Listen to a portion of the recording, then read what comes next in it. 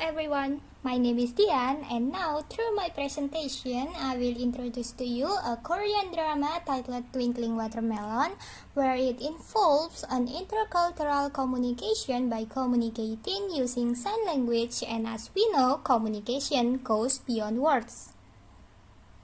In my presentation, I will give a brief explanation about the intercultural between deaf culture and the hearing community. I also will give you a synopsis about the interaction between the characters in the drama and also how they overcome the intercultural conflict that happens.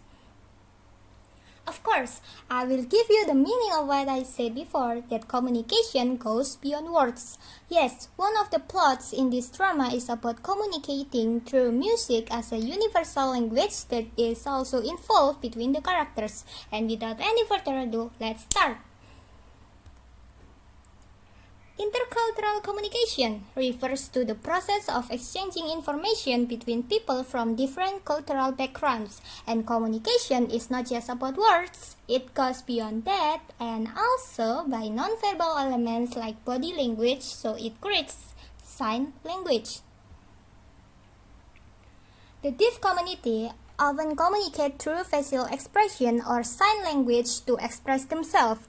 This creates challenge when interacting with the hearing community, which often communicates through spoken language, and this makes a natural barrier.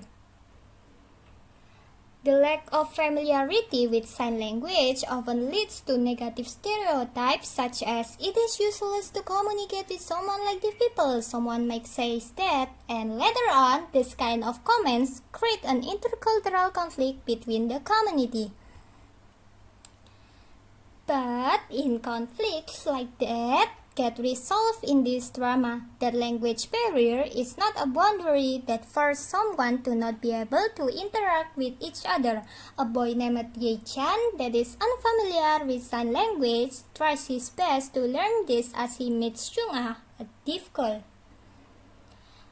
At first, there is misunderstanding because Ye-chan doesn't recognize that Chung Ah is deaf. He thought Chung Ah is someone that doesn't care about her surroundings, but it's not. In contrast, Chung Ah is actually a person that doesn't know how to show that she is deaf in front of Ye-chan. This creates a natural barrier between them. After knowing the truth, Ye-chan tries to interact with Chung Ah using basic sign language he learned, and he gets closer until a long story short, they become a lover in the end of the stories. And now, aside from the conflict that I will not explain here, we know that Ye-chan is truly dedicated to learn sign language because he really wants to approach and understand Chung Ah. He wants Chung Ah to also recognize that she can communicate freely to him by using the sign language. In this drama, it involves both verbal and non-verbal as the communication style, but mainly in non-verbal by using sign language as a tool to communicate with Chung Ah.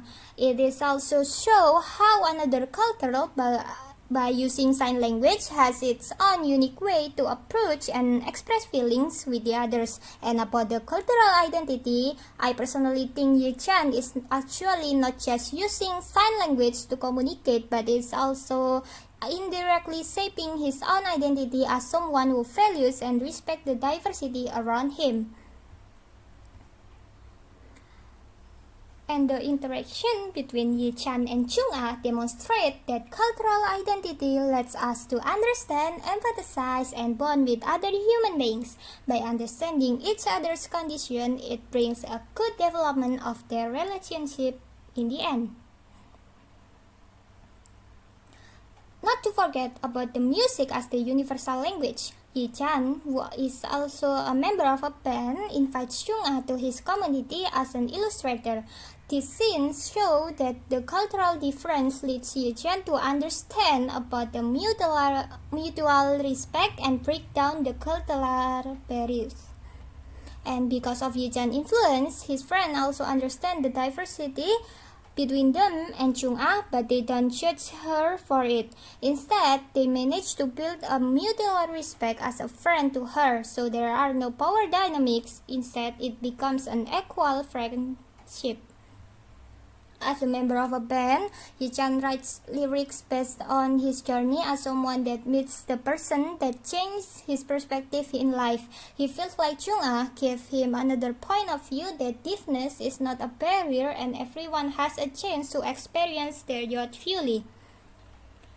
That reason become a nice message to society that everyone can communicate with each other, and also by trying to go outside the comfort zone, by experiencing youth fully by meeting people with different cultural backgrounds.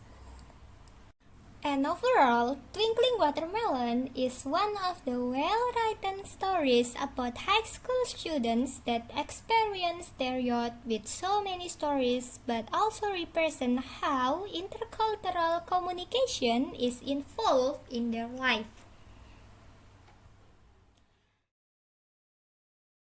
It is recommended to watch because it opens our eyes to the fact that diversity is not a reason to not be able to communicate with another people. By starting a small step by trying to communicate first may be the best decision ever in your life. And don't forget what I have just said before, that communication goes beyond words. That's a wrap from me all about the intercultural communication in the Korean drama Twinkling Watermelon. I'm Dian and see you again on another assignment.